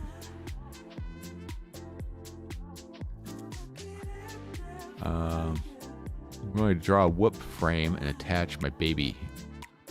I'm going to draw a whoop frame to attach to my baby ape.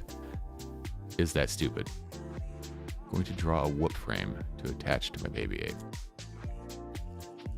Oh, you're trying to make ducts for it? Or like prop guards? Well, it's not stupid at all if that's what you want. Steady A says, I looked at that charger, possibly good for new pilots or commercial application.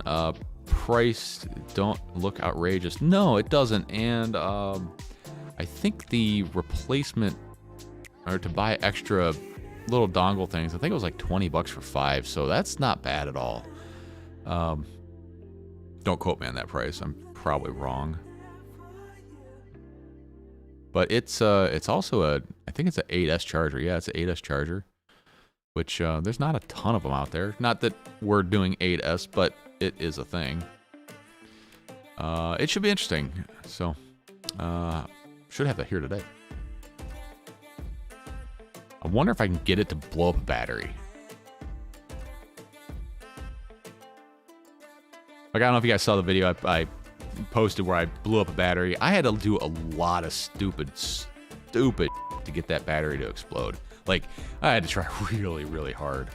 And I got, it went off. But I think on a normal charging application, it'd be very difficult to. But, you won't be parallel charging with this setup, I don't think. But that's one of the things I want to check out, to see if you could parallel charge with it and, like, what it would do.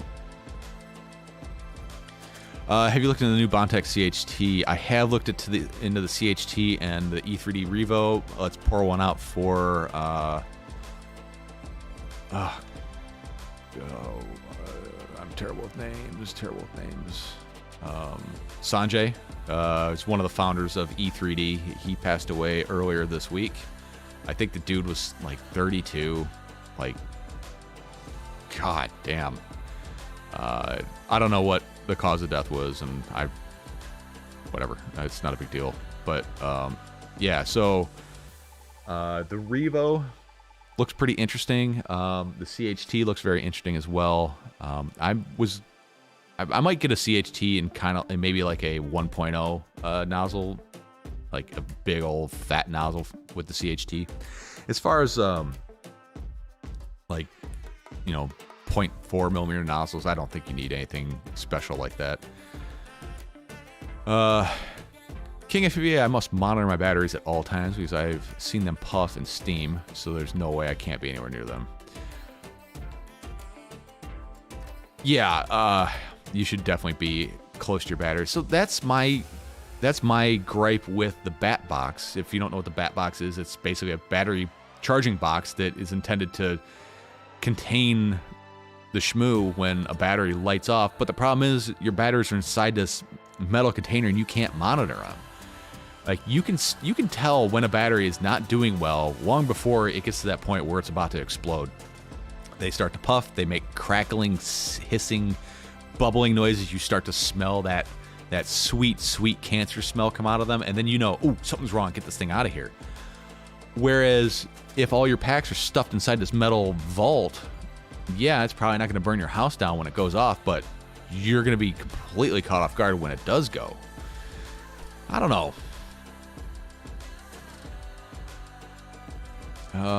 Let's see. It's Bat Air, just Bat Go. Looks like they took the idea from Horizon Hobby Spectrum, and to be honest, the idea taken from them is not a good one. Yeah, this is true.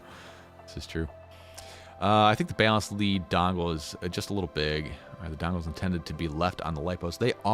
They're intended to be left on them, I believe. Because they're also monitoring like low voltage scenarios and things like that. So let's see. Oh yeah, I remember when Kebab pranked us. Yeah, that was funny. Can we please get more thumbs up? Asked Mahale. Hey, Mahale's asking, so let's do it. Yeah, Sanjay. Thumbs up as soon as I got here. I like that. That's a good idea. You should do that. TWFV FPV. Let's see. TWFV life is effing fragile. Yeah, no kidding. 32. I passed 32 a long time ago. Yeah, burning lipo, or like when lipos are about to let go, they have like a very sweet fruit smell to them. I'm sure it's ultra cancerous because why wouldn't it be? But yeah. It does have filtered vent holes, yes. It's supposed to keep the soot out of the smoke that comes out of it. I really want to touch off a couple packs in my bat safe. Honestly, I have a bat safe. I have one. I love it. I charge all my lipos on top of it because, yeah. Wind Jumpy, what are we talking about? We're talking about E3D losing one of their founders at the age of 32, and we're also talking about batteries catching on fire. That's what we're talking about. All my 1S packs are puffy like ketchup packs in the sun. Yeah, I find that all my 1S packs, like I bought a bunch of them before the beginning of the iGao season, and they all hit the wall at like the exact same time. They get all puffy, and they're not good. I use an actual safe for my lipos. Can't hurt. Smoke comes out white instead of black. I've seen that on a video. Yeah, I've seen the video. It's very, very interesting. I would watch your light them off in a bat safe. I would hope so because, like, I mean, the YouTube ad revenue, like, let's see. Let's go to my last one where I start touching off lipos. I got a lot of views on that video. Let's find it. Where are we at? Next. I release a lot of freaking videos. No, that was the intake cleaning. My thumbnails suck. I'll be honest. Like, I get really lazy during the thumbnails. I'm just like, meh.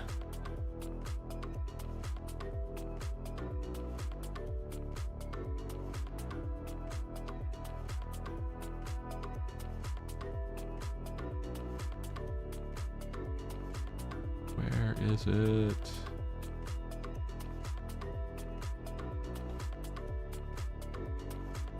Oh, there it is. It's the one with the big fireball in the front of it. Let's see. Analytics. Since that video was released, it's had 656 views, which is a lot for me. My videos don't get a ton of clicks. Anybody want to guess what my ad revenue since this video came out? It's been out for... It's been out since October 27th. So, almost 2 months. Anybody want to guess? Want to guess what my ad revenue is on that? How much that video's made?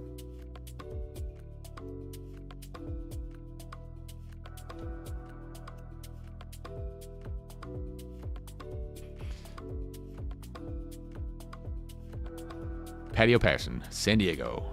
It's Spanish for a whale's vagina.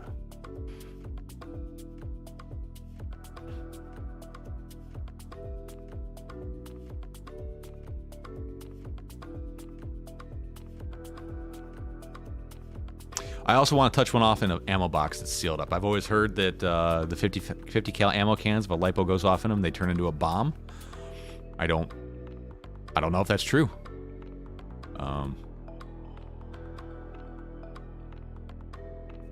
I've always heard that it turns into a bomb, but there's also a lot of things I've heard that just turn out to be somebody thought about what might happen, and that became a widely known myth. So we'll see. It can't be good for the environment or yourself to burn lipos. Nope, it can't be, but what else is going to happen to them? Yeah, balance leads are like the easiest way for lipos to catch off. Splinter says I watched it 3 times. Mahale Raddick, Tree Fitty. No, it honestly, $12. $12.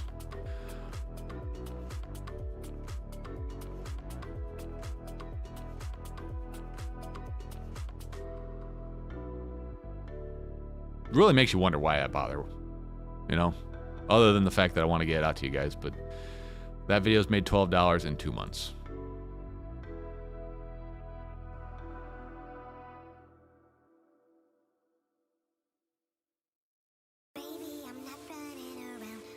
Right? Yeah, Edoc. If it was $3 grand, I'd make a lot more of those videos.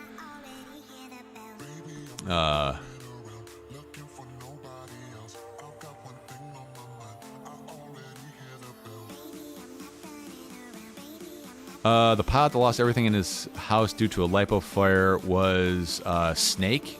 He was one of the ethics guys.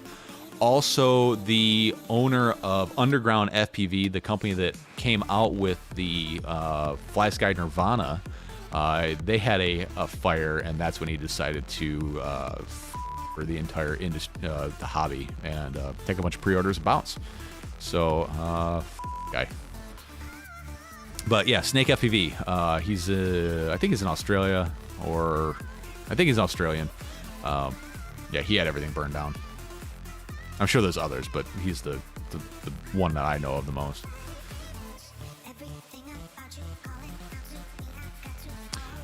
It starts venting my ammo can because of that rumor about turning into a bomb. Just cut about half of the seal out. Yeah, that's what most people do. They just cut the seal out of it. Right, Patio Patterson? Yeah. I wonder how much YouTube makes off of that.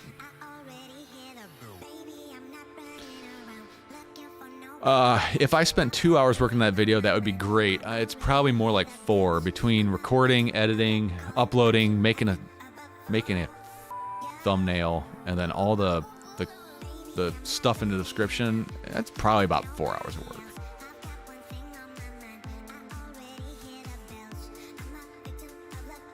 Carter Films also lost everything at his house to a Lipo fire.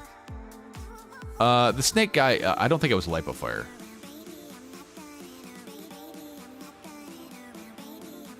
I remember Snake laughing at a kid who could not afford a Tyrannus back when FPV was a thing. Really? Really? What a dick. Is he even making videos anymore? Let's see. Let's see.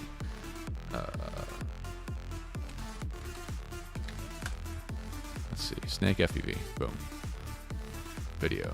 Last video was 2 years ago.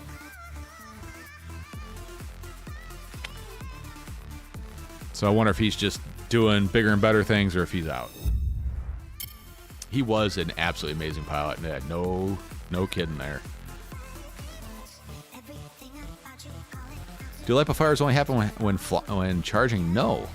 They can light up when, or can they light up when being stored? No, they probably will not light up while being stored unless the battery's actually damaged. I've had batteries discharge cells while in storage, but they were physically damaged, and you kind of know it because like the pack's hot on one side, not on the other, while it's just been sitting. The less power they have in them, the less chance of an actual fire. In that video where I blew one up, I don't know if you noticed, the pack I was using to power the charger actually touched off and vented itself. There was no fire because there was not a lot of angry pixies in it, but that one, you know, it ruptured on discharge. Travel with Lipos in a fiberglass battery bag and charge in a fire-safe spot always. Yeah, that's the other thing I want to test is the battery bags, because there's no rating on those things. My thinking is they're rated to contain the fire, but most people travel with, 10 batteries in one of those packs. If one goes off and touches the rest off, I don't think that pack's going to do anything. One battery in there, it might.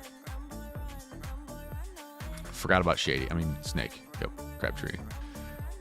Snake isn't out or is out. Small Bar Cube makes a great battery charger box. Yeah, that for sure.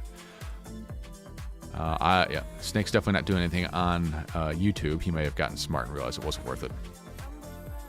Dial up. $12 more than I expected, yeah. Let's see.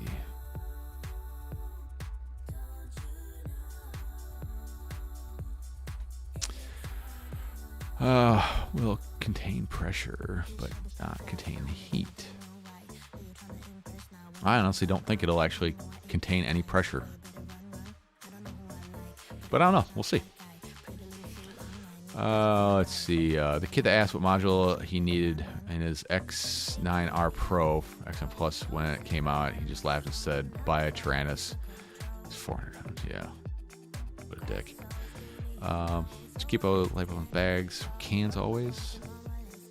Yeah, I store all my lipos in. I store all my XT30 lipos in one of those fiberglass bags, and all my bigger XT60 and AC20, AC72, whatever the big connectors. Those are all still stored in my ammo box.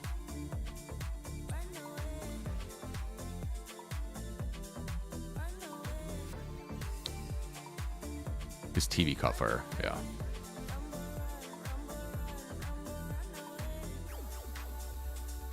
It is out. Okay. A solid case is way better than those lipo bags. Why? Why is it better?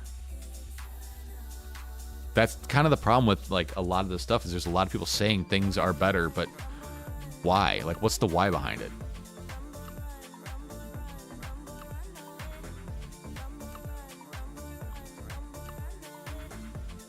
I almost set one off by charging 3S at 4S in my work truck off an inverter.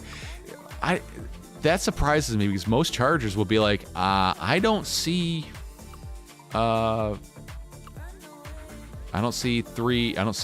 cells of power, so why are you doing it?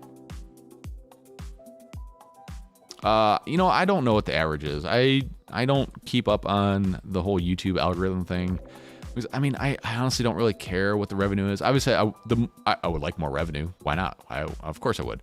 But this is what I do it for, is the interaction with the community, the Discord. Like, honestly, I could drop YouTube. I could give two about YouTube. It's the Discord interaction that I really like. And then, obviously, the live streams are a lot of fun. Set one off in my kitchen once, trying to bring a bad cell back to life years ago. Yeah, I've done that before, and it works sometimes, but the risk is of obviously touching anyone off. Yeah, he probably still, he had a photography business, which I think was the big loss to him, not so much the quads, but he had a lot of camera gear that went up in his house fire.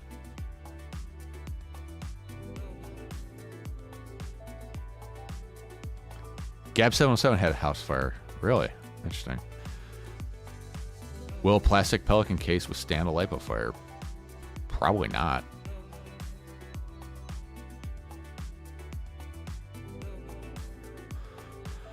Probably not. But the other thing is, so for a fire to propagate, it needs to have air, fuel, ignition, and then uninhibited chain reaction. If the lipo is in an airtight container like an ammo can, is it going to create a fireball and explode, or is it going to snuff itself out because there's no oxygen in there after a while? I'm asking this question because I don't really know. I know lithium is a metal, and those are typically Class D fires, but there's no actual like heavy metal lithium in lipos. So I don't know. These are the questions. These are the questions that I think about.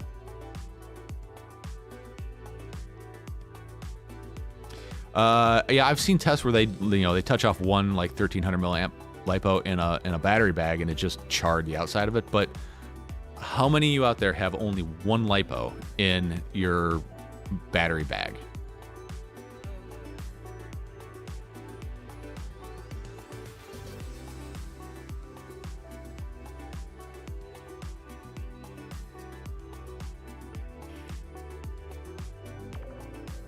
Athex says, this was early in my FEV journey. I had older lipo chargers from RC planes. Okay, yep, that makes sense. Yes, he had most of his gear replaced by his insurance company, I believe, and the community. It's awesome to see the community reach out and hook people up like that. Yeah. Lipos create their own sources. Are you sure about that?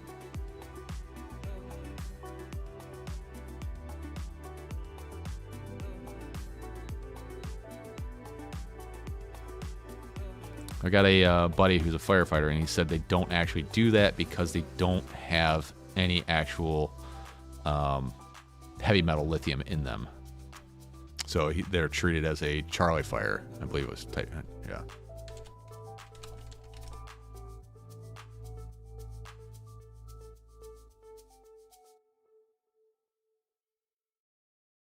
Or was it Bravo fire?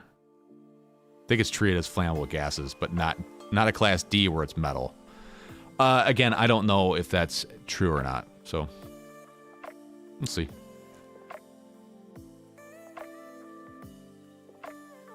I've been rocking the Torvald Pit Pro. It's been holding up for a year and a half. Zipper storage, fits from the microquad bag. Yeah, I've been rocking the Pit Stop Pro for 2 years now. I love it. So far it's good, and I overload the crap out of it.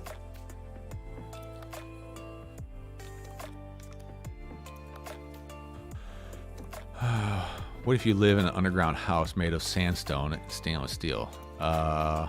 This isn't Minecraft. I don't know. I feel like the ammo can has to be strong enough to withstand the initial heat and expansion of the air. I'd imagine it would stop the fire. I don't know. What are they intended to hold? 50 caliber rounds? I mean, clearly they're intended to hold things that I think are probably far more volatile than Lipos.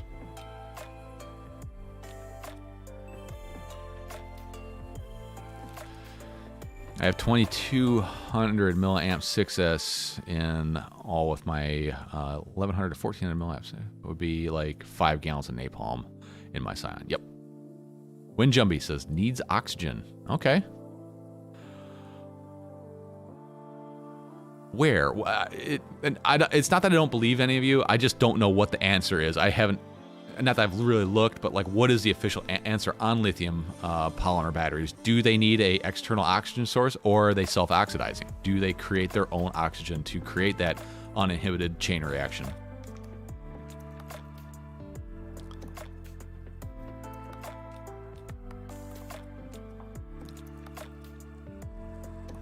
The O in lipo is for oxygen.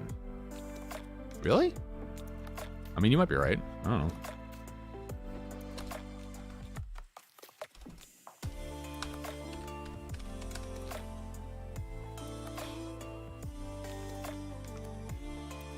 Let's see. Oh man, the chat is...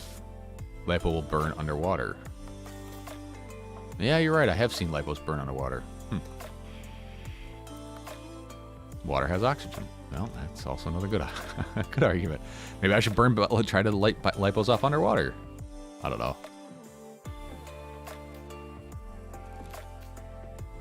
This isn't Minecraft. If you keep your batteries in a storage capacity, is that safe enough? Yes, it is. It is safe enough. Batteries aren't going to just catch on fire by themselves. Otherwise, they would never, ever ship them or produce them. Water makes lipo fires worse. Do the science.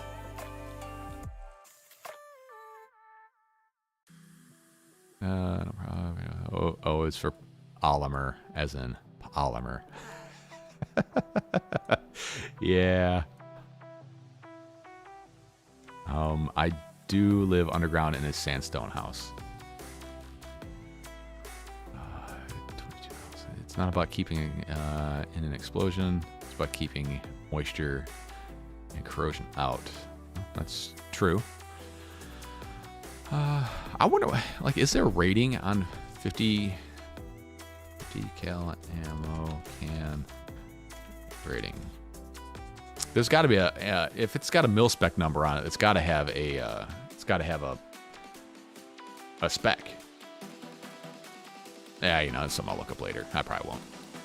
They will burn underwater. I have seen videos where they do that. Stab mine, drop them in a tub of water just for fun. They will burn on their own, but they do need a secondary fire to start. They need oxygen, but the battery will self-burn without external oxygen.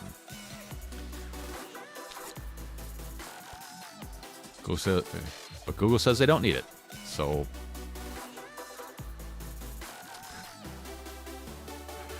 bag of play sand above the charging station. Fire opens the bag. Sand smothers. Oh, so there are fire.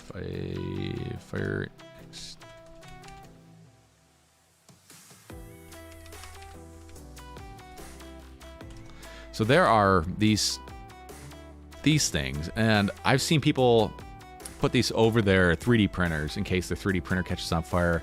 So it's a little ball that opens up and drops extinguishing agent.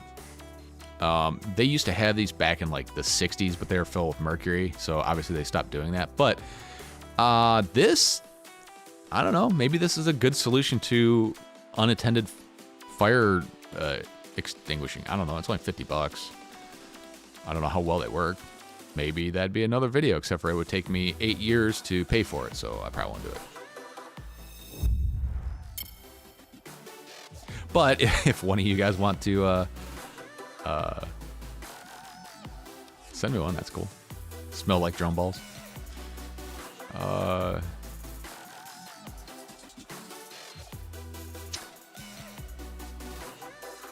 the house I grew up in was kind of cutting to the side of a hill. It was always cool year round, which is nice.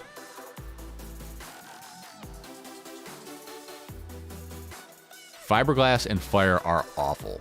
Fiberglass has really bad stuff in it. Well, no, it's the resin for fiberglass. I don't think fiberglass burning is good.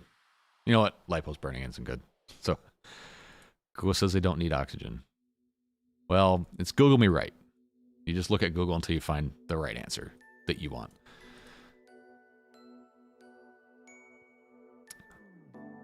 I foresee a video series coming. Yeah, but I'm far too lazy to do that. I don't know. We'll see. Smother the sand. The bad air will still burn, but will not start a secondary fire if contained. Mercury and explosive ball. Well, shit. They used to let kids play with it by hand back in the day. That's why adults are so interesting now.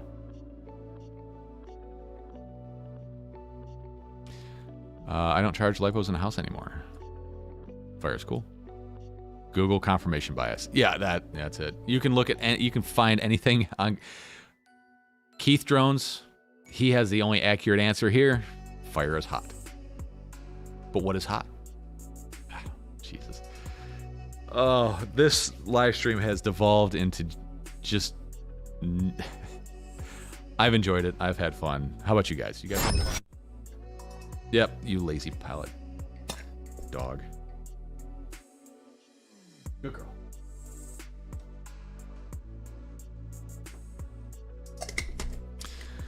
Oh, the dogs. Always just doing dog things.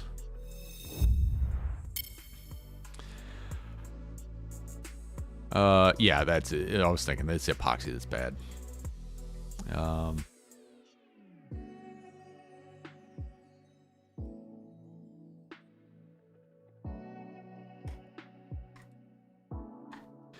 John K posts something that looks like he copy and pasted out of something. Lithium, cobalt, magnesium, lithium, magnesium oxide, lithium, nickel, magnesium, cobalt oxide, lithium, iron, phosphate, all contain oxygen. Well, we don't use any of those.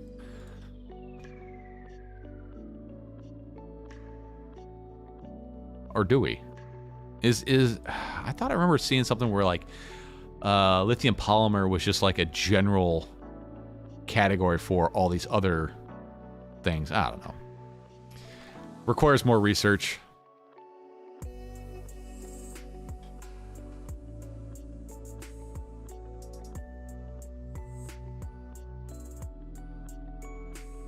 Yeah, I never put my lipos inside my gear bag. I carry my lipo bag separate. A lot of the bags are intended to have lipos inside of them. That just seems like a terrible idea. I've wondered why some old people are so angry. Did you know lead poisoning can do this too? Yeah, lead poisoning is bad. Mercury poisoning is bad.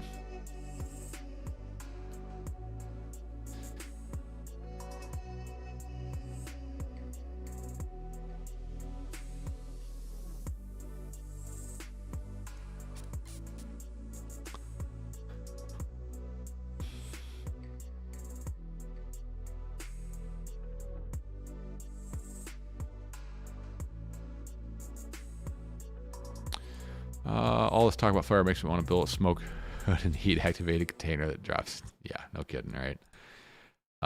Most don't use life. Nope. Best was one reason why my dad had lung cancer, changing Yeah, chart from changing brakes. Oh. Yeah, don't keep your lipos in with your gear. Carry 2 bags. Carry one on your back. Carry one in your hand. Keith Jones, thank you so much for the super chat. Says thank you for another Sunday morning stream. Thanks a lot. Didn't do a giveaway today. I don't really like doing them every weekend. For December, I am running one hell of a giveaway. I've been dropping hints on all my videos throughout the last couple weeks about what it's going to be. Definitely want to get on it. It's open to everybody, but the links will be in Patreon. If you want to get the link early, do the thing, be one of these guys, and you'll get it. Asbestos is the bestest. Yes. I had a guy I worked with. He worked at a rail yard, and he died at the age of 40 from bone cancer. And they said it was from being around the asbestos. Awesome stuff. Leaded gas smelled and tasted sweeter than unleaded gas does. Yeah, leaded gas smells really good. I know. I'm not saying smell it, but to me, it smells pretty damn good. Same thing with MEK. I love the smell of MEK. Don't smell it, but it smells good. I am getting hungry too. Bork says, I see a hint. Uh-oh. Mike Bergman, $5 super chat. Thank you so much, my friend. Always happy to have you here. Asbestos was in car brakes. Yes, that's right. Okay, gotcha. It was in brake linings. Yep. Hear the serpentine rock all over the range. Up here has asbestos in it. Yep. One of the places I worked, one of the buildings they knocked down was covered in asbestos, so like the field is like it's got warnings asbestos. Race fuel 110. It's 110 low lead. It smells so good, so good, especially when it burns. Oh my god.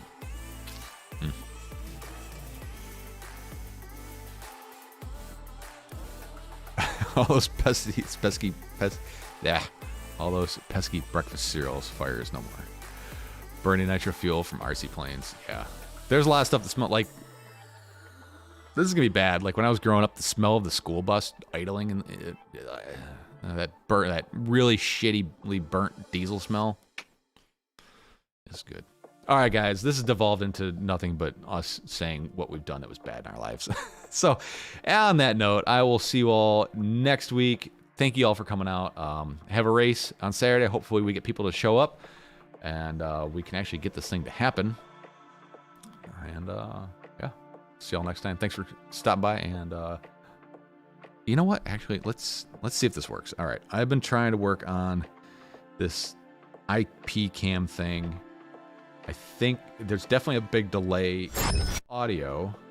There we go. So we can go mobile. Ah, look at that. But I think audio.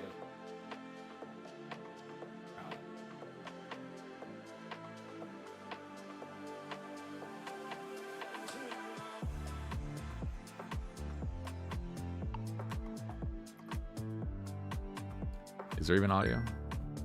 Oh wait, I think I gotta bring it up. I don't know. Still trying to figure out how to make audio work with this.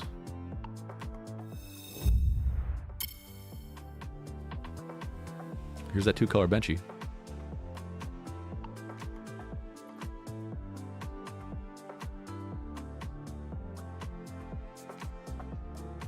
Oh, I think it turned out pretty good. I think my my waist block is literally heavier than the actual print itself.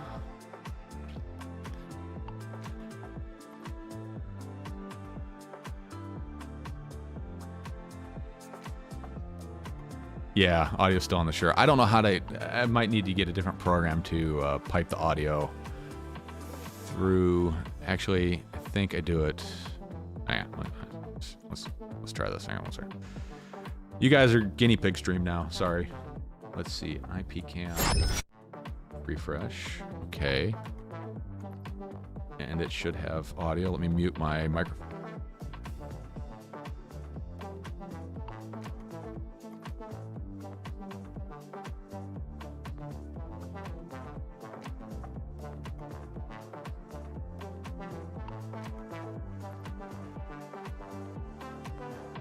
Is that working? Did you guys hear audio? I didn't hear anything. I don't know if it's not monitoring. It's super delayed.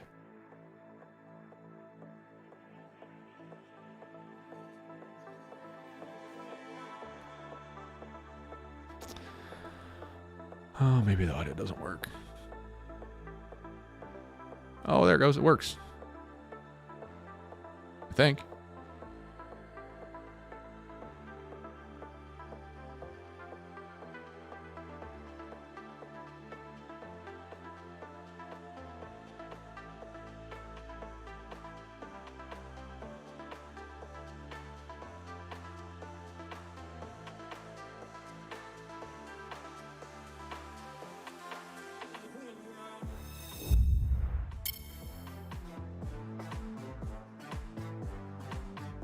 All right, something to work on.